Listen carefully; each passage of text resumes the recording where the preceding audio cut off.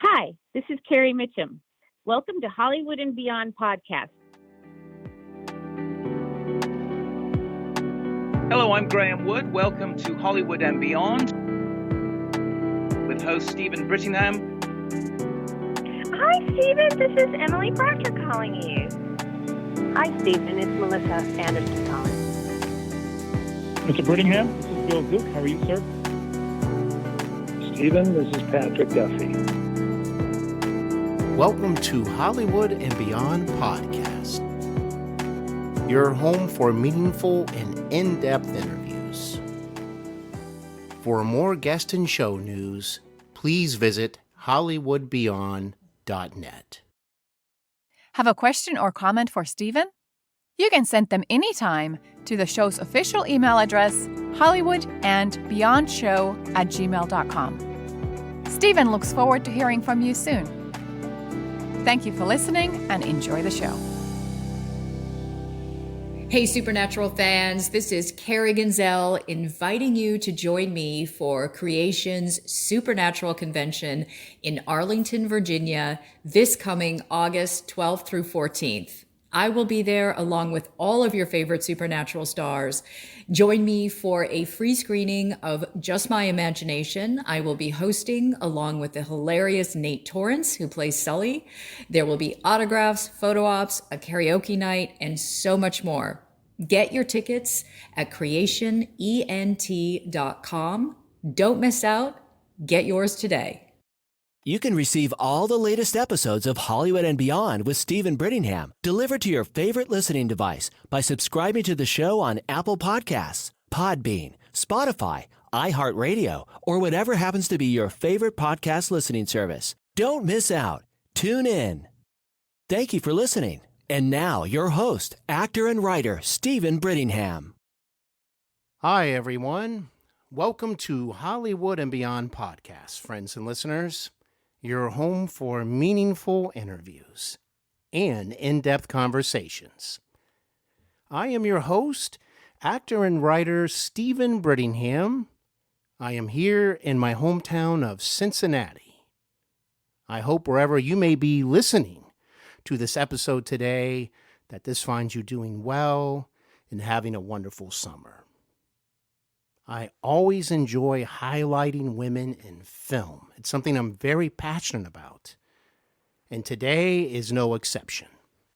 Indie filmmaker Arlette Thomas-Fletcher is here today to share details about a film she wrote, produced, and directed, The Lonesome Trail. This might surprise some of you out there if you're not already aware of this, but it is a Western. How amazing is that? Arlette will be sharing some of her stories about the making of her film, as well as a bit about her own artistic and personal journey, which includes a love for horses and Westerns that goes back to her childhood, where she grew up around farming and, as mentioned, horses, and watching those Westerns with her father at a very young age. Arlette, welcome to Hollywood and Beyond. Thank you. Thank you so much for having me today. It is my pleasure to have you here. Welcome to the show. I'm very much looking forward to learning more about you and your film. Where are you joining me from today? I am joining you from Maryland. From the state of Maryland. I'm going to assume it's probably a little bit toasty and warm on your side, like it is here. Oh, it definitely is. Well, I hope you're having a good summer and trying to stay cool out there, because this has been one of the more warmer summers that I can remember in a long time. Yeah, it has. But we have had some cool days. The warmer parts have just basically started up because we did have some cool days. Yes. Still lots to be grateful for, though, isn't there? Yes, definitely. Well, I just love this story of you discovering Westerns or appreciating them at a young age, watching them with your father. And could you share some of that with us about those types of memories and how you developed a love for horses as well? Well, I'll tell you about the horses first. You know, Sure. I was really blessed. My mom would take my sister and I to my great-grandmother's farm every summer. I spent the whole summer there with my great-grandmother, and she had horses and chickens and pigs and all kinds of animals. And I got to see my cousin Roosevelt with the horses because he took care of the horses. Well, actually, he took care of all of the animals, but it was just fun being around horses. And I really grew to love, just horses and the experience of being around them. And then I decided in my 20s that I was going to do some horseback riding lessons and got kind of closer to horses. So I really loved them. And it was a great experience. But in terms of Westerns and my exposure to it, at a very young age, my dad, and my dad always thought this was so funny that I remembered these things, but I was like 1 or 2 years old when I started being exposed to Westerns. And I remember it probably because my mom and dad separated when I was 5.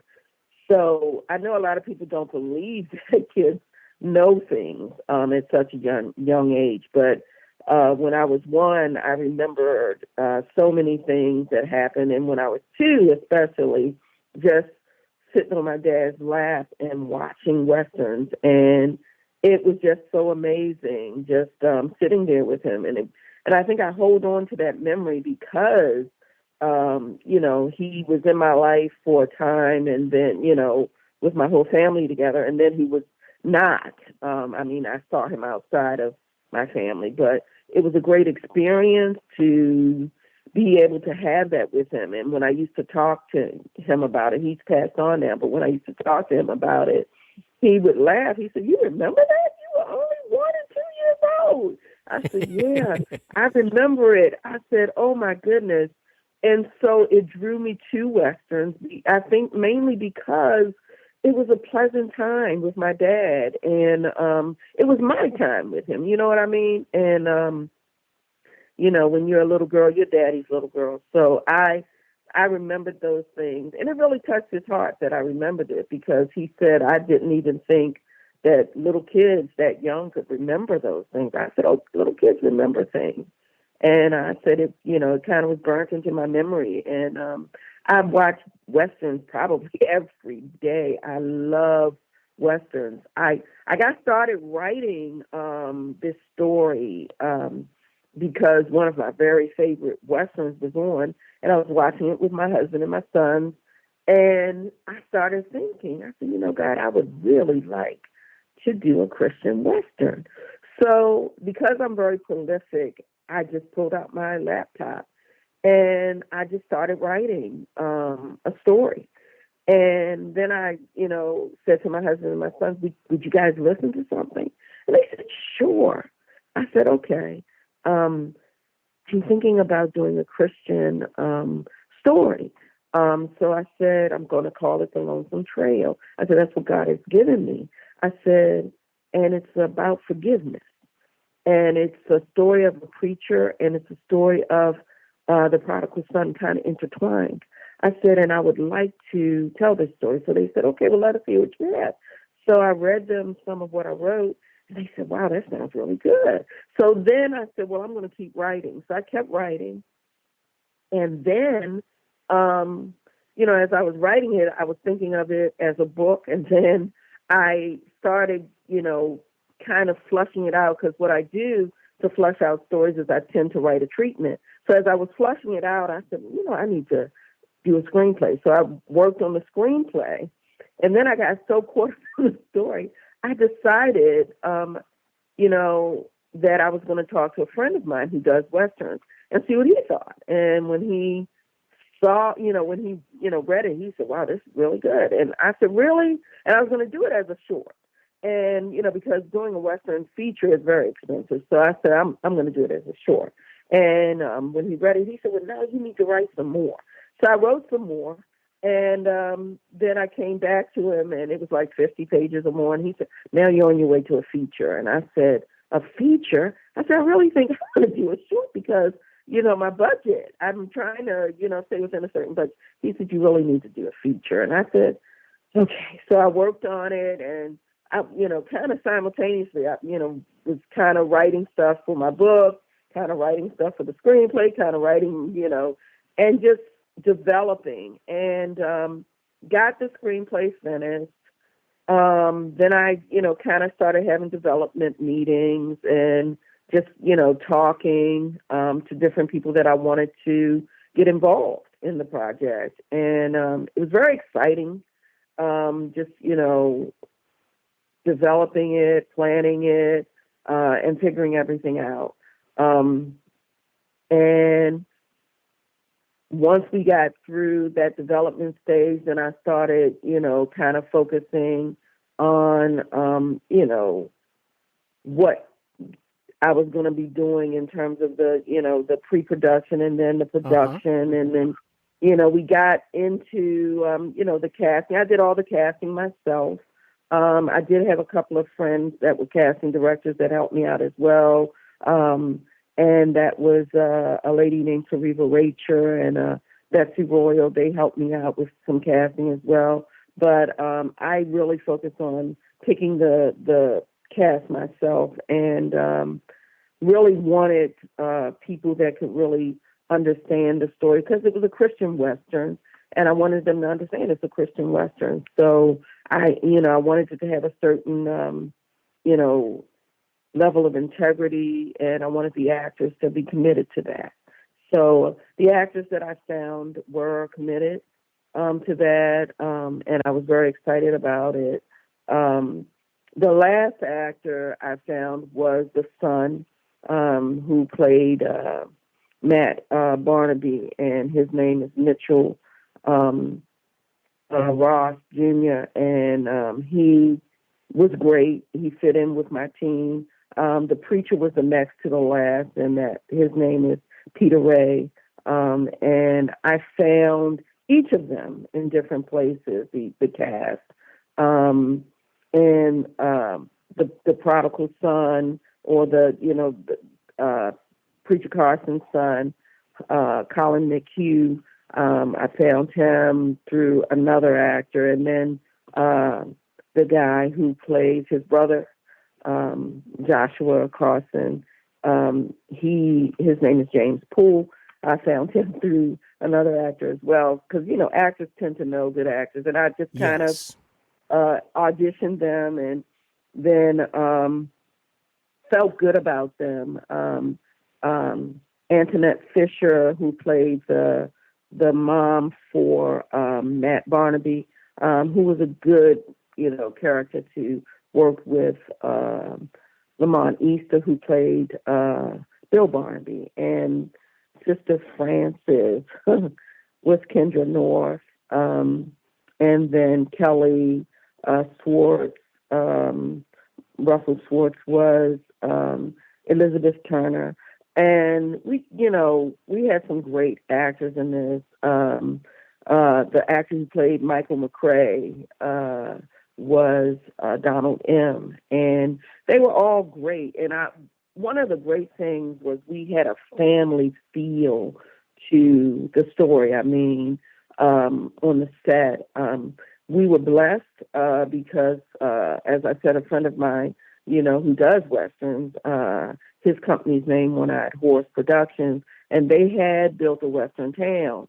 And we, were blessed to be able to use that town for the Lonesome Trail. And we went in, we repainted, and we, worked on things and got it to look like Red Springs, Montana, to make it our own. Yeah. Well, so it was very exciting. I'm glad you got to keep your full vision, because it sounds like when you were describing about, I have to stay within a budget, and, that means probably a shorter story. But I'm really glad that more of your full version and vision came to fruition for you. I'll share, Arlette, with you. We have a couple things in common, and that is the first few years I lived on a farm, actually, in Georgetown, Ohio, a small town, so to speak. And I had a pony named Gypsy. And Gypsy just was so gentle. I would play cowboy with her. Like you, I really had a love for Westerns at a young age. I remember I had a hat and everything. I could even sit under her, and she would just stand there. She was so gentle. I will tell you this. I've never shared this story on the podcast before, but I was raised by my grandparents. That much I have shared before numerous times. So my grandfather, I called Dad, of course. He, too, watched a lot of Westerns. And also World War II movies. And, when I was little, cable wasn't going to be out for a few more years. So whatever was on during the weekends, that's pretty much what you had. And lots of Westerns, if you recall, back at that time. And now we can watch them on streaming services and all kinds of ways. But we were watching a scene, and it was in a saloon. I don't recall the movie, unfortunately. But one of the men was drinking at the bar, and another came in, and I think that he was like the good guy, so to speak, and he said a few words, and he turned around and he socked the guy, and the guy fell to the ground. So when it came to a commercial break, I walked over to my dad, and I said, "Dad, can you come down here a minute?"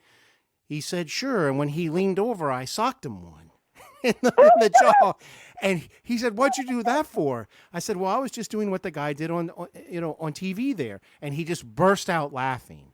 So, and I was at a very young age, but that's a story I've not shared before, and it's very funny. I mean, oh my goodness. Well, now you mentioned that you love Westerns. Is there any in particular? There's so much material that's been made over the decades, even during the classic years of Hollywood. Do you have any personal favorites? Tombstone is one of my favorites. Yeah. True Grit is also a favorite. Posse is also a favorite. Once Upon a Time in the West is also a favorite. I also like The Good, the Bad, and the Ugly. There are so many. You like the good ones. El Dorado. I love El Dorado. What is the other one? It's one about a sheriff. I can't remember the name of that one, but I have so many that I love. I think of all of them. I really love Tombstone. That's one of my favorites too. Kilmer is, I'm your Huckleberry. He nailed that line. And what a story of friendship between the two main characters. And overcoming odds and all of that. It's Yeah. When Val Kilmer went in his place, because he knew that Kurt Russell's character would not be able, or Wyatt Earp would not be able to, outshoot the guy. I can't remember the guy's name right now, but he just, it really touched my heart, because he pretended like he was so sick that he couldn't go with them.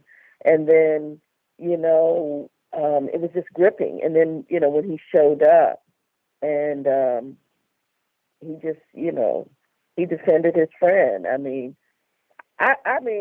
There are so many Westerns that I love, and I watch Westerns all the time. God knows I watch Gunsmoke almost every day.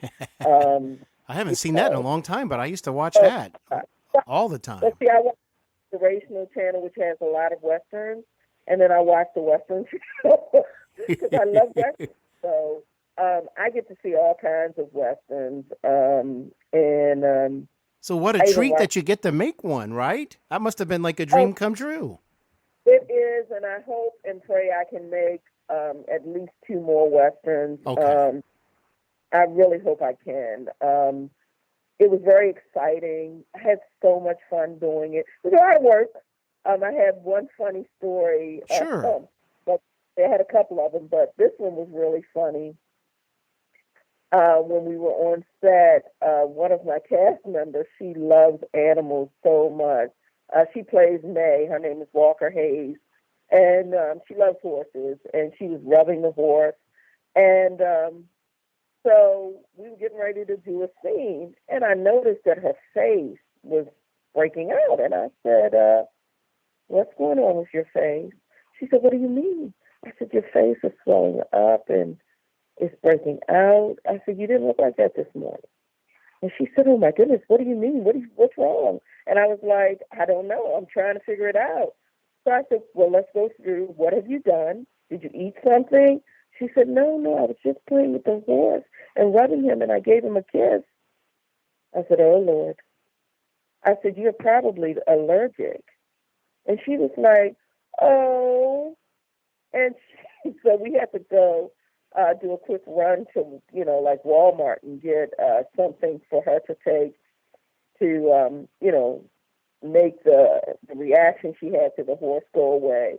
And she was such a trooper. I mean, she, took the medicine that we got, it was over the counter. And then, she started feeling better and her face went down. And we went ahead and shot, the scenes. But it was just so funny, that in a moment you could be ready to shoot something and your actor could go out rubbing a horse and kiss the horse and their whole face starts to out and you're like, what is going on with you? Oh my God, are you okay? And just realizing, you just have to stop everything, because I drove her to the Walmart and because I wanted to make sure she was okay. So, it was just amazing. That was so funny when that happened. And then we also had a situation where when we were shooting, one day we had planned to shoot certain scenes. We checked the weather, everything was good. And then we were getting ready to get set up. We were all ready to go. And it started raining. And we were like, is it raining? I said, oh my goodness. So then we had to try to scramble and figure out with, the actors we had for that day, what other scenes we could shoot inside. So that was, that was a unique experience. And I'm sure that happens, in other productions, but, when you're dealing with a smaller budget, you gotta try and figure out, what you can do to salvage the day, So those are some funny experiences for me. And I had one other where my horse escaped. I was told the horses were, used to gunshot. And we had the stunt rider was on the horse, and one of the other horses was standing by, and, he was doing the stunt, and when he started shooting the guns, the horse ran away. And we were like, what? So we stopped, and we were trying to catch the horse, and we were running up the hill, and the horse was running, galloping up the hill, and we were running behind to catch the horse. And then, all of a sudden, Lamonista reached out and grabbed the reins and caught the horse. And we were like, in shock. We stood there for a moment because, the horse stopped. Horses don't usually stop. If they're running, and it doesn't matter, you can grab the reins, you can do whatever you want. If they're running, they're running. But God bless them. He grabbed the reins of that horse, and he stood there, and the horse stopped. And it was just such a blessing because, we were like trying to catch him, and I said, oh my goodness, where's this horse going? And it was, it was so funny, because in films they tell you, don't work with children, don't work with animals, especially in your first film. And this is my first feature film, and I ran the gamut. I worked with animals. I had an armorer working with weapons. I had, horses. It was something, but. Well, it sounds like quite an adventure. Filming this Western. How long did it actually take you to film the entire project? We did it over a 3-month period. 3 months period, okay. Yeah. We did it, and we worked on it like, I think we started,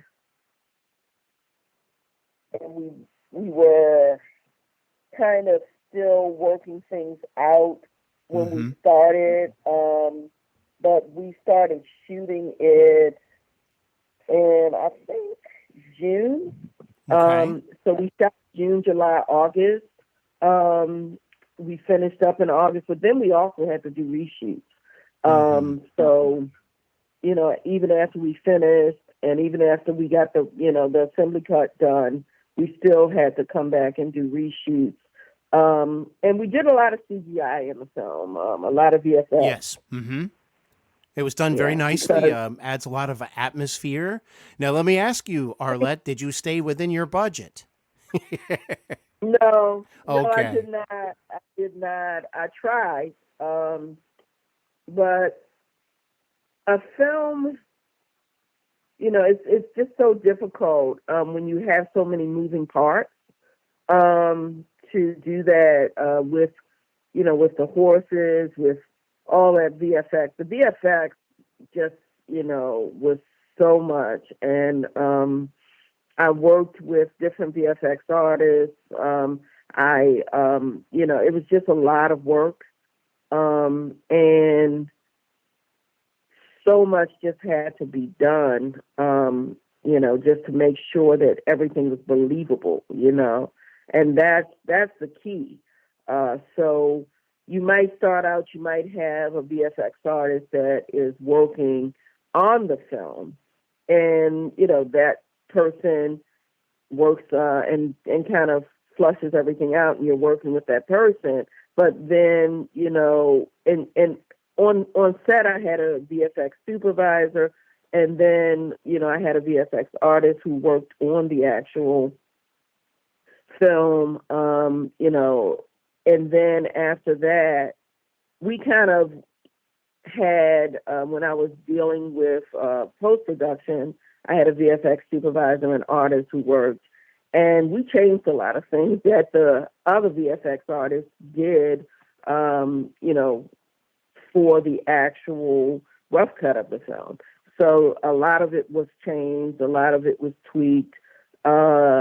It's just a lot of work, because one of the things, that you deal with VFX and, CGI is that you may be looking at it and everything looks one way, but then actually when things start getting keyed out and worked out in that film and you start seeing it, you're like, oh, that's not really looking believable to me.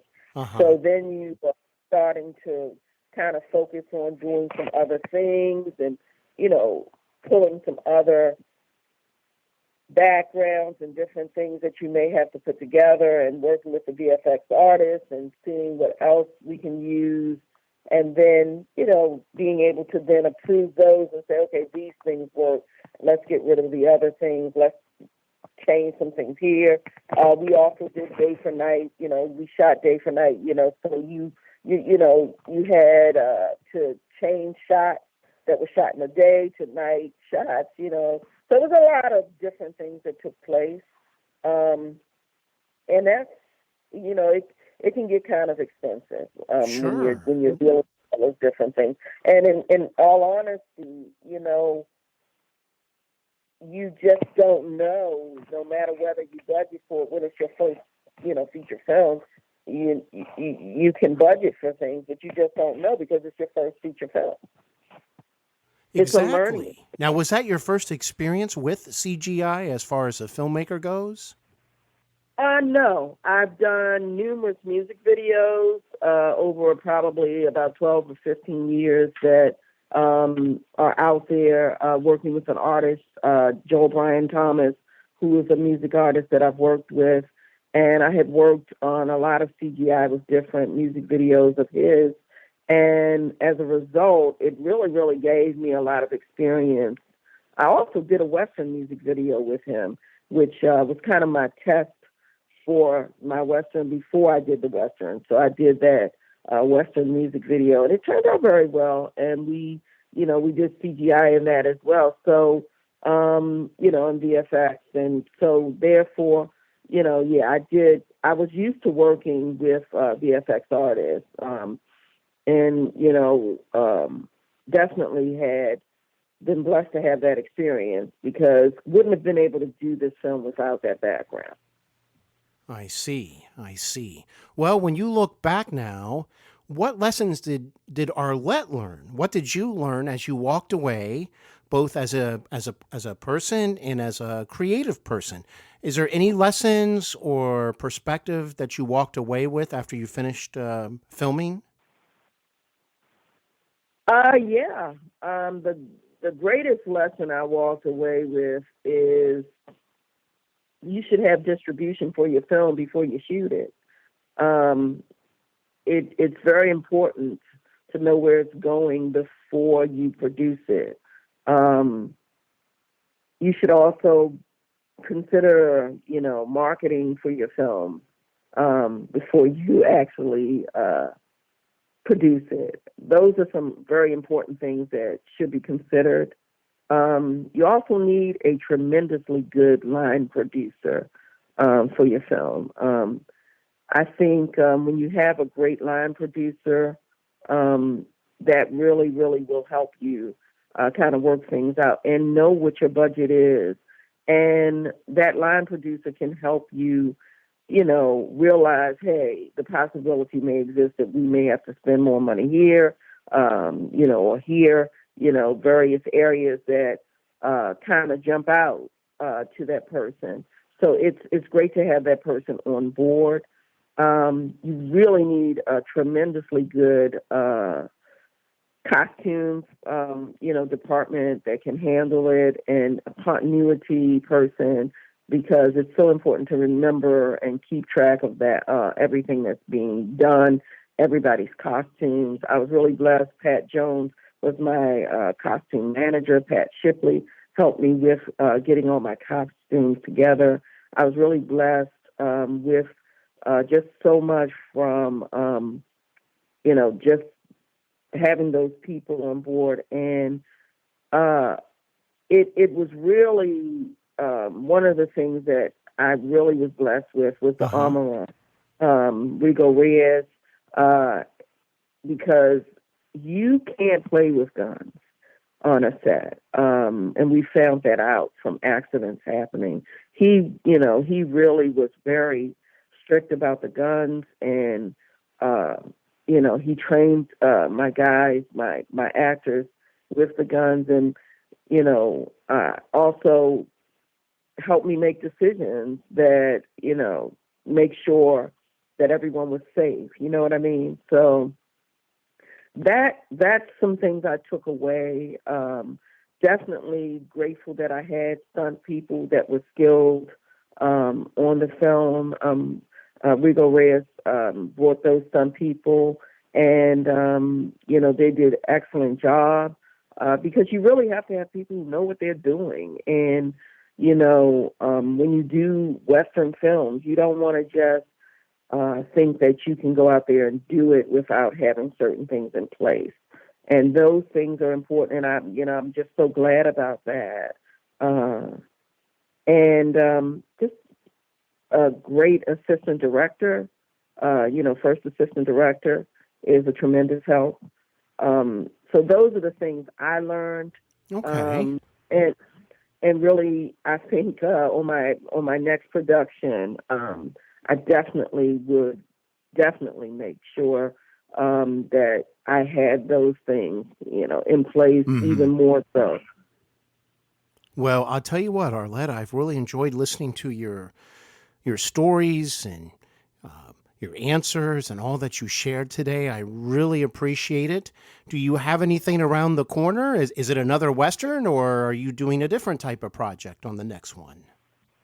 Well, I actually have an animated series called The Cat-Faced Cat. It is also a fictional story. And I'm going to be doing it as a feature film and as a series. And it's a cat that kind of gets into some different things. And it's a millennial mixed couple that are together, and they have these cats. And the cat takes them on a really fun and exciting journey. So it's a fun story, and I'm looking forward to being able to get it out there for audiences to see.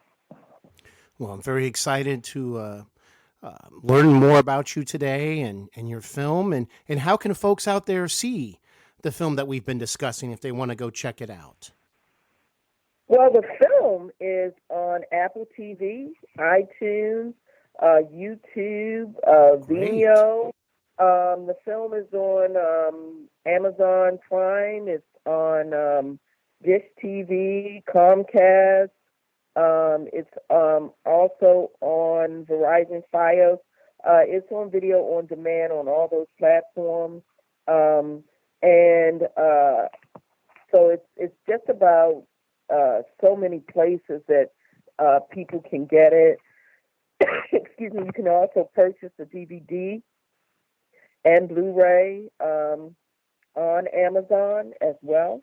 So I mean, it's pretty much been distributed through Gravitas Ventures, and it's out there on so many different platforms. Well, it was so nice to meet you, and I really want to wish you the best with your future projects. I know that faith is important to you, and I know that you bring that vision to your projects as well. So thank you so much for being my guest today on Hollywood and Beyond. It was so nice to speak with you. Thank you. I really enjoyed it. However, before you leave, Arlette, you have some book projects that you would like to share with me and the listeners today. So I wanted to give you the opportunity to go ahead and do so now. Sure. Thank you so very much. I really appreciate it. Well, I have the Lonesome Trail book, and that book is on Amazon, and it is in hardcover, and it is in paperback, and it is on Kindle. So definitely your listeners can pick it up there.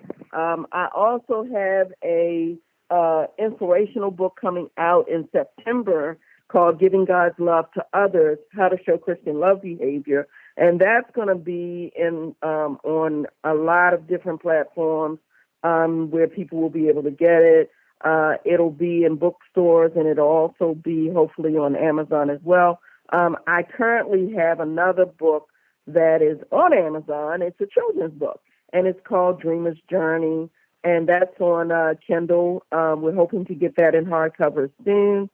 And we're working on 2 other books which will be coming out on Amazon very soon. One is called Planning Your Dreams, and it's for teens.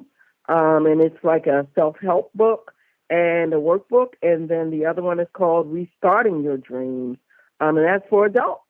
And it will also be on Amazon, and you'll be able to get it in paperback. You'll be able to get it in Kindle.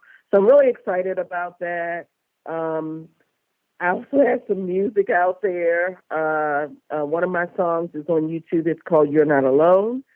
So definitely listen to that. And I have one of my other songs, which was nominated for Best Performance Artist at the International Christian Film and Music Festival. It's called Jesus, You're the One I Depend On. And you can listen to that through HearNow.com. And I truly hope that the work that I'm doing is blessing people, because that is my objective, that I glorify God in everything that I do. So thank you so much for just allowing me to share the gifts that God has given me and just try to be a blessing with sharing them with the world. Well, that's a beautiful way to end our conversation. And I wish you all the best down the road. And I look forward to learning more about you as well. And I look forward to your upcoming projects very much. Nice speaking with you today. Thank you. Hollywood and Beyond podcast is produced, edited, and hosted by Steven Brittingham. See you on another episode of Hollywood and Beyond. Thanks for listening.